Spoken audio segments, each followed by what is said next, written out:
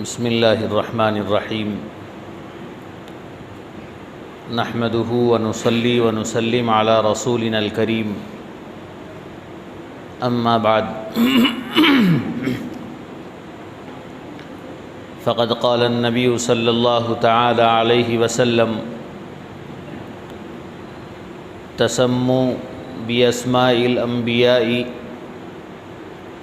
فاحب الاسماء الی اللہ تعالی عبد اللہ و عبد الرحمن او کما قال علیہ الصلاۃ والسلام۔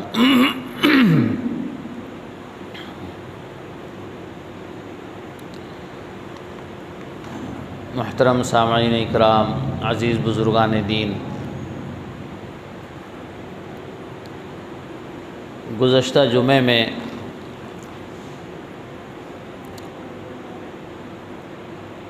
اولاد کی پیدائش پر کیا کرنا چاہیے اس سے متعلق کچھ باتیں بیان کی گئی تھی۔ اولاد کے لیے پیدائش کے بعد اذان کب دینی ہے اور اذان کون دے گا بچے کے کان میں،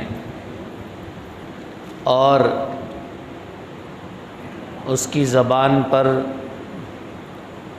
کھجور وغیرہ کون چٹائے گا، اور نام کیسے رکھنا ہے، کب رکھنا ہے، یہ کچھ باتیں اس سلسلے میں بیان کی گئی تھی۔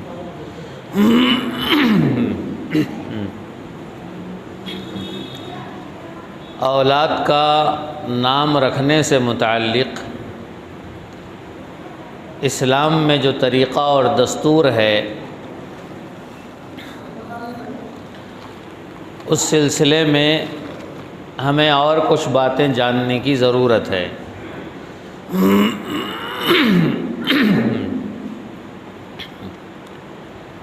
نبی کریم صلی اللہ تعالی علیہ وسلم کا ارشاد ہے کہ اپنی اولاد کا نام انبیاء کے ناموں پہ رکھو، نبیوں کے ناموں پر اپنی اولاد کا نام رکھو۔ اولاد کا نام، پہلے یہ مسئلہ سمجھ لیجئے، اولاد کا نام کسی بھی زبان میں اگر رکھنا چاہیں تو رکھ سکتے ہیں۔ ایسا نہیں ہے کہ صرف عربی میں نام رکھا جائے گا، دوسری زبان میں نام نہیں رکھ سکتے، ایسی بات نہیں ہے۔ نام کسی بھی لینگویج میں رکھ سکتے ہیں، لیکن کسی بھی لینگویج میں نام رکھو تو بہتر یہ ہے کہ اس کے میننگز اچھے ہوں، معنی اچھے ہوں اس کے۔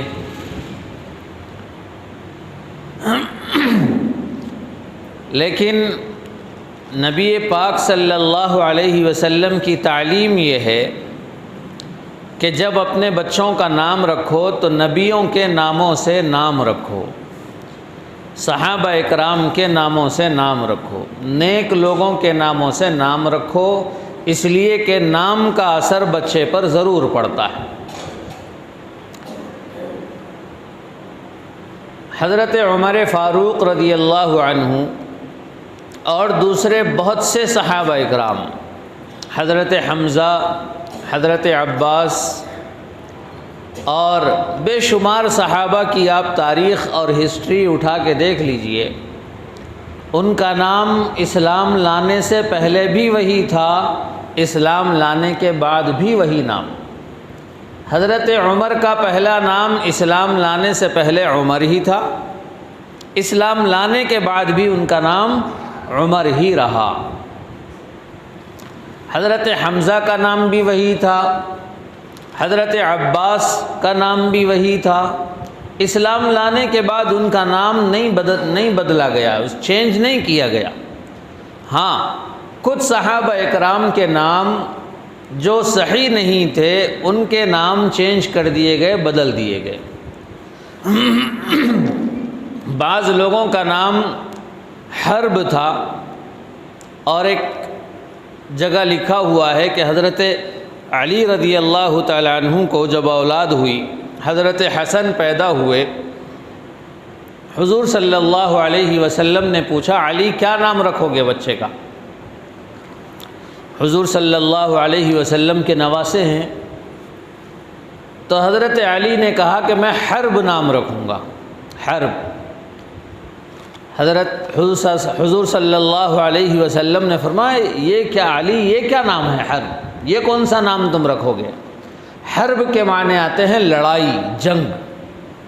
حضرت علی بہت بہادر آدمی تھے، بہت شجاعت والے، تو حضرت علی کے ذہن پہ جنگ چڑھی ہوئی تھی، لڑائی چڑھی ہوئی تھی۔ بعض لوگوں کا مزاج ہوتا ہے کہ جو چیز ان کے ذہن پہ چڑھ جاتی ہے وہ خواہش کرتے ہیں کہ بھئی وہ ہمیشہ ملتا رہے۔ حضرت علی کی خواہش یہ ہوتی تھی کہ بھئی اللہ کے لیے جنگ کا موقع بار بار ملتا رہے، تو جنگ ان کے ذہن پہ سوار، تو انہوں نے اپنے بچے کا نام حرب اس لیے رکھنا چاہا کہ میرا بچہ بڑا بہادر بنے، میرا بچہ بڑا شجاعت والا بنے۔ تو حضرت محمد الرسول اللہ صلی اللہ علیہ وسلم نے فرمایا علی حرب کوئی نام نہیں ہوتا، نام رکھنا ہو تو اپنے بیٹے کا نام حسن رکھو۔ حضور پاک صلی اللہ علیہ وسلم نے نام بتایا حسن، حضرت علی اس کو مان گئے اور اپنے بیٹے کا نام حسن رکھا۔ گویا اللہ کے نبی نے اپنے نواسے کا نام حسن رکھا۔ حسن کے معنی ہے اچھائی، خوبصورتی، بہتری۔ تو اس کے میننگز حرب کے میننگ سے بہت اچھے ہیں۔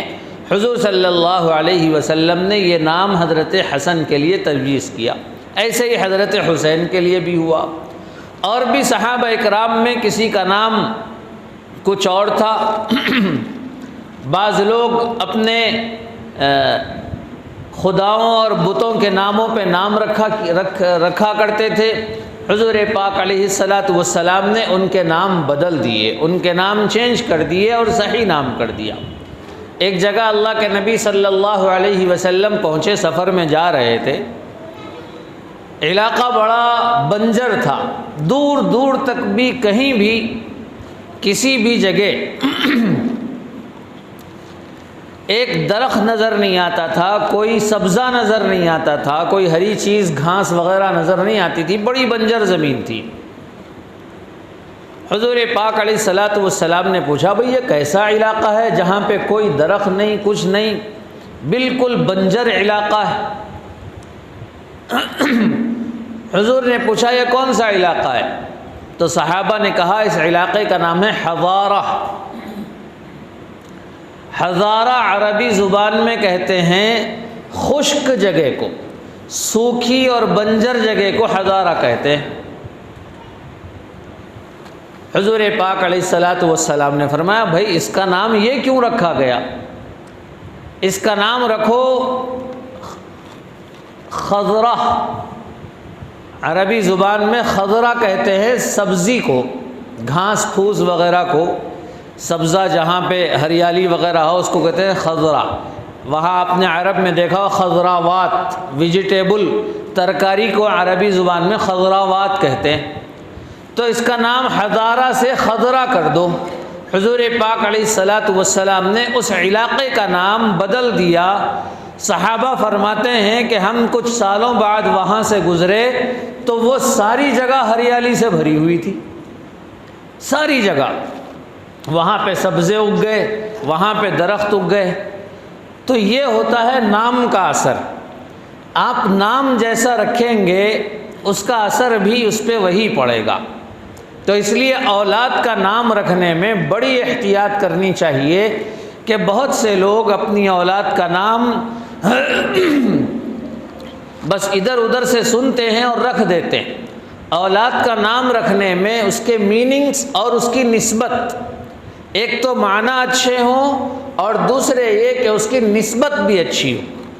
کبھی ایسا ہوتا ہے کہ معنی اچھے نہیں ہوتے لیکن نسبت اچھی ہوتی ہے، معنی اچھے نہیں ہوتے لیکن نسبت اچھی ہوتی ہے۔ جیسے حمزہ نام ہے، حمزہ حضور پاک علیہ الصلاۃ والسلام کے چچا ہیں اور سید الشہداء ہیں اور اللہ کے نبی نے سب سے سارے شہیدوں کے سردار کا آپ کو لقب دیا، اور حضور پاک علیہ الصلاۃ والسلام کے بہت چہیتے چچا ہیں۔ حمزہ کے عربی زبان میں معنی آتے ہیں شیر کے، حمزہ کے عربی زبان میں معنی شیر، تو شیر کا معنی اگر کوئی رکھ دے، کسی کو شیر سے اگر کوئی نام رکھ دے تو اچھا نہیں لگے گا، لیکن چونکہ حضرت حمزہ کی نسبت بہت اونچی ہے اور ان کی فضیلت بہت بڑی ہے، اس نیت سے اگر کوئی اپنے بچے کا نام رکھے تو بالکل رکھ سکتا ہے اور رکھنا چاہیے۔ اسی طریقے سے ایک صحابی کا نام تھا عکاشہ، حضرت عکاشہ رضی اللہ تعالیٰ عنہ، بہت جلیل القدر صحابی۔ ایک مرتبہ بیٹھے ہوئے تھے اللہ کے نبی علیہ الصلاۃ والسلام کے پاس، اللہ کے نبی صلی اللہ علیہ وسلم جنت کا تذکرہ کر رہے تھے، جنت کا تذکرہ کرتے ہوئے جنت کی نعمتیں وغیرہ بتا رہے تھے۔ حضرت عکاشہ نے پوچھا یا رسول اللہ کیا اس جنت میں بھی ہوں گا، کیا وہ جنت مجھے بھی ملے گی؟ تو حضور پاک علیہ الصلاۃ والسلام نے فرمایا کہ ہاں عکاشہ تمہیں بھی جنت ملے گی، تم اس جنت میں رہو گے۔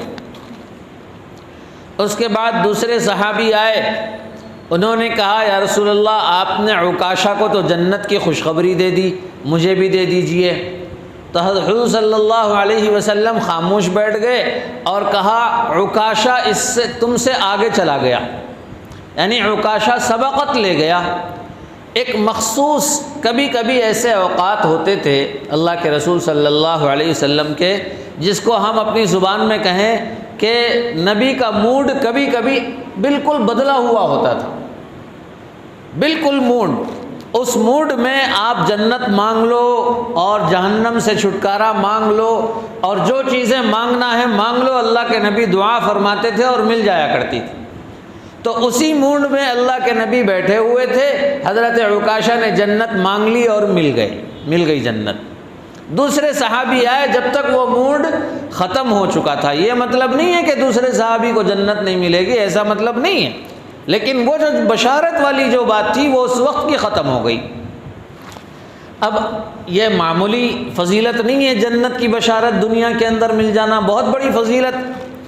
تو حضرت عکاشہ رضی اللہ تعالیٰ عنہ کی اس فضیلت کی بنیاد پر اگر کوئی اپنے بچے کا نام عکاشہ رکھنا چاہے تو بالکل رکھ سکتا ہے، لیکن اگر ہم اس کے میننگز اگر دیکھیں گے تو میننگز اچھے نہیں ہیں۔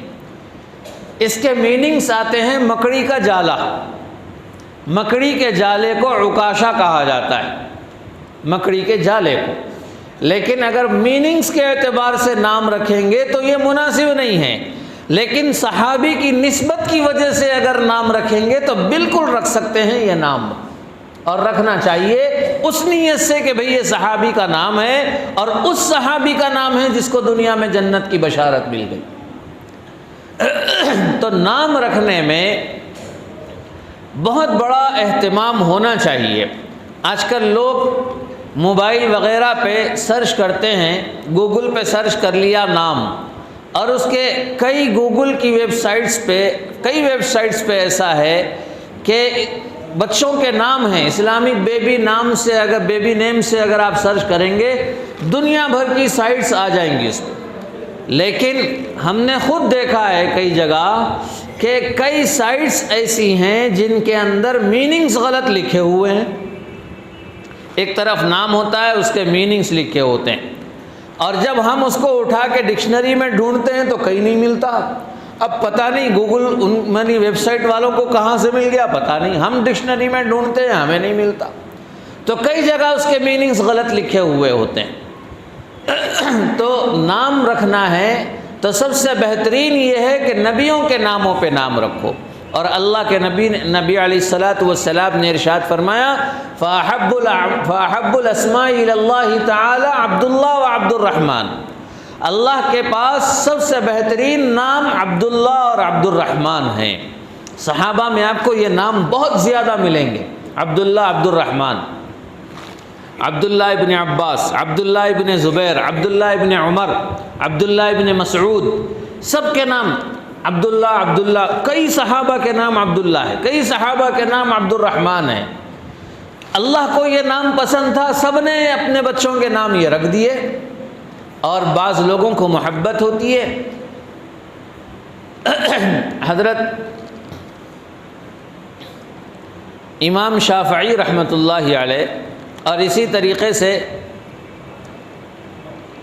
امام بخاری رحمۃ اللہ علیہ اور دوسرے بہت سے بزرگان دین محدثین گزرے ہیں، ان کی نسلوں میں اگر ہم دیکھیں گے تو ان کے دادا کا نام بھی محمد، ان کے پردادا کا نام بھی محمد، پھر ان کے والد کا نام بھی محمد، یعنی انہیں حضرت نام محمد نام سے اتنی محبت تھی کہ یہ جو چاہے جن کا چاہے نام محمد رکھنا چاہتے تھے، اتنی محبت تھی۔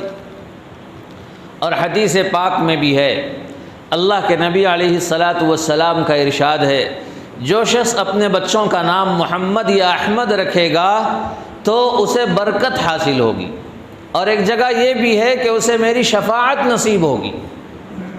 معمولی نہیں ہے یہ نام۔ تو آج کتنے لوگ محمد نام رکھتے ہیں، کتنے لوگ احمد نام رکھتے ہیں۔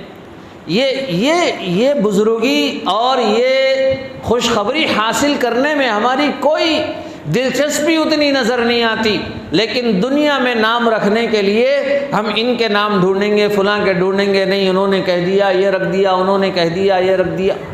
بھائی نام جو اچھے ہوں، جو بہترین نام ہو، وہ نام اپنے بچوں کا رکھے۔ والدین کا سب سے پہلا حق، بلکہ علماء نے لکھا ہے کہ والدین کی سب سے پہلی تعلیم، یعنی اسکول بھیجنے سے پہلے، بچے کو کلمہ پڑھانے سے پہلے، بچے کو اللہ کا نام سکھانے سے پہلے، سب سے پہلا سبق والدین جو اپنے بچے کو سکھاتے ہیں وہ ہے نام، وہ ہے نام۔ چھوٹا بچہ جو اب بات بھی نہیں کر سکتا، آپ اس کو کیا کہہ کے پکارتے ہو؟ اللہ کہہ کے پکارتے ہو یا محمد کہہ کے پکارتے ہو؟ اس کو وہی پکارتے ہو جو اس کا نام۔ تو یعنی جو سب سے پہلی چیز جو اس کو سکھائی جا رہی ہے وہ ہے اس کا نام۔ تو اس لیے نام رکھنے میں بڑا اہتمام کرنا چاہیے، بڑی احتیاط کرنی چاہیے، اور اگر کسی کے نام غلط رکھ دیے گئے ہوں تو اس نام کو چینج کر دینا چاہیے، بدل دینا چاہیے۔ بعض لوگوں کے نام عبد النبی، عبد الرسول ہوتے ہیں۔ عبد النبی اور عبد الرسول نام رکھنا جائز نہیں ہے۔ دیکھیے، انسان اللہ کے بندے ہیں، نبی کا کوئی بندہ نہیں۔ نبی کی امت ہو سکتے ہیں، نبی کا امتی ہو سکتا ہے، لیکن نبی کا بندہ کوئی دنیا میں نہیں ہو سکتا۔ بندہ صرف اللہ کا۔ جتنے انسان ہیں وہ سارے کے سارے بندے صرف اللہ کے۔ تو اللہ عبد کے معنی آتے ہیں بندے کے، عبد کے معنی آتے ہیں بندہ۔ تو عبد کون سے نام سے پہلے لگایا جائے گا؟ اللہ کے نام سے پہلے عبد لگایا جائے گا۔ جیسے الغفار اللہ کا نام ہے، اللہ کا نام ہے، الغفور اللہ کا نام ہے، الرحیم اللہ کا نام ہے، الملک اللہ کا نام ہے، القدوس اللہ کا نام ہے، التواب اللہ کا نام ہے۔ ان ناموں سے پہلے لفظ عبد لگا سکتے ہیں، عبد الغفار، عبد الرحیم، عبد الرحمن، عبد القدوس، عبد التواب، اس طریقے سے عبد الوہاب، اس طریقے سے نام رکھ سکتے ہیں۔ لیکن جو نام اللہ کا نہ ہو، جیسے کسی کا نام سلیم ہے، کسی کا نام کلیم ہے، کسی کا نام کچھ اور ہے، اور اس نام سے پہلے عبد لگا لیتے ہیں بہت سے لوگ، عبد السلیم، عبد الکلیم۔ بھئی یہ نام نہیں ہو سکتا عبد السلیم۔ بھئی کلیم سلیم اللہ کے نام نہیں ہیں۔ اللہ کے نام تو وہ 99 نام ہیں جو اللہ تعالیٰ نے بتائے ہیں، جو اللہ کے نبی علیہ الصلاۃ والسلام نے بتائے۔ تو اس لیے نام رکھنے میں بڑا احتیاط کرنا چاہیے، بڑی احتیاط کی ضرورت۔ نام دوسری لینگویج میں بھی رکھ سکتے ہیں، لیکن نام رکھنے کے اندر اس کی میننگز اچھے ہونے چاہیے۔ جیسے ہم اس علاقے میں رہتے ہیں تو جہاں اردو چل رہی ہے، اردو میں آپ نام رکھیں، عربی میں آپ نام رکھیں، رکھ سکتے ہیں۔ اور اسی طریقے سے آپ دوسرے علاقوں میں چلے جائیں جہاں پہ اردو اور عربک لینگویج نہیں ہے، تو وہاں کئی ایسے مسلمان ملیں گے جن کے نام ان کی لینگویج میں، عربی لینگویج میں نہیں ہے. آپ انڈونیشیا میں چلے جائیں, اب کئی مسلمانوں کے نام ایسے ملیں گے جہاں ان کی لینگویج میں ہے اور اس کے میننگز بھی اچھے ہیں. آپ پریشان, ارے بھائی یہ کیسا نام ہے, ایک انی نام ہوتا ہے, عجیب عجیب نام ہوتے ہیں, تو وہ ان کی لینگویج کے حساب سے ہوتا ہے. تو جس لینگویج میں رہ رہے ہوں, جس ماحول میں جس جگہ رہ رہے ہوں, اس جگہ کی لینگویج میں نام رکھ سکتے ہیں, کوئی حرج نہیں ہے, لیکن میننگز اچھے ہونے چاہیے. اور سب سے بہتر یہ ہے کہ اپنی اولاد کا نام چاہے دنیا میں کہیں بھی رہ رہے ہوں, نبیوں کے ناموں سے رکھو, صحابہ کے ناموں سے رکھو, یہ سب سے بہتر ہے. اس طریقے سے رکھنا چاہیے, اس سے برکت بھی حاصل ہوگی اور اس کا اثر بھی ہوگا. محمد اپنے بچوں کا نام رکھیں. 2 نام اگر کوئی رکھنا چاہتا ہے تو 2 نام رکھ سکتے ہیں. محمد کے ساتھ کوئی اور نام لگا دیجئے, اور کسی نام کے ساتھ احمد لگا دیجئے. اس طریقے سے نام رکھا جا سکتا ہے, رکھ سکتے ہیں, اور انشاءاللہ اس کو فضیلت حاصل ہوگی.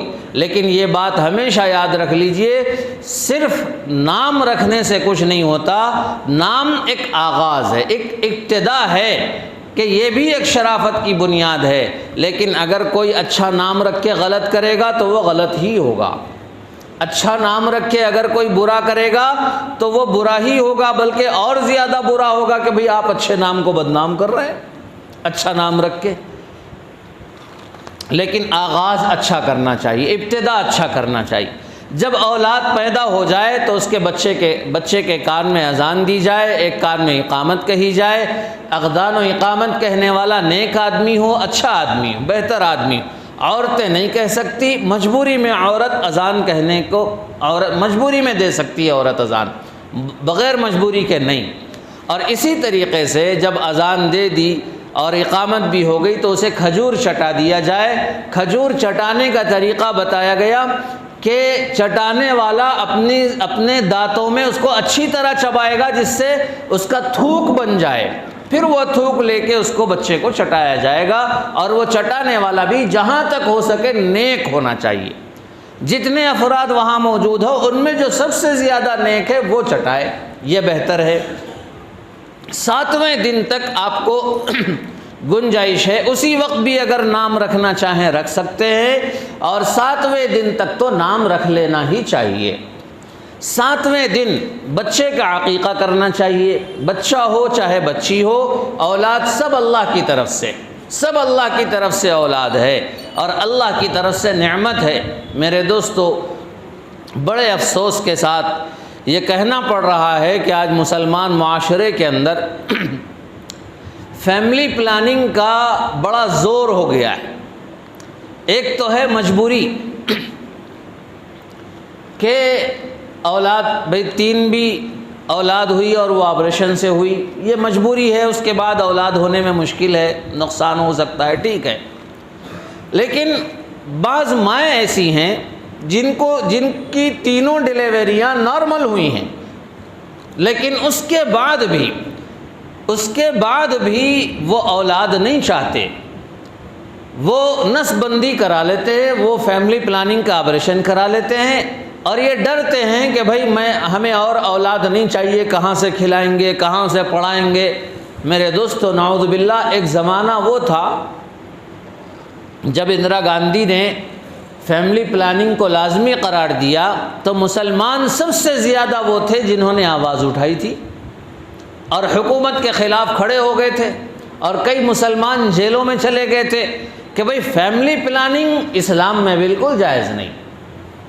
بھئی بچے تو اللہ تعالیٰ عطا کرتے ہیں, اولاد اللہ رب العزت کی طرف سے ملتی ہے.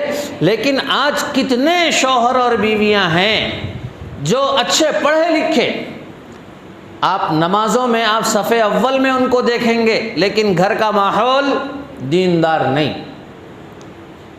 دینی کاموں میں آگے دیکھیں گے, لیکن گھر کا ماحول دیندار نہیں.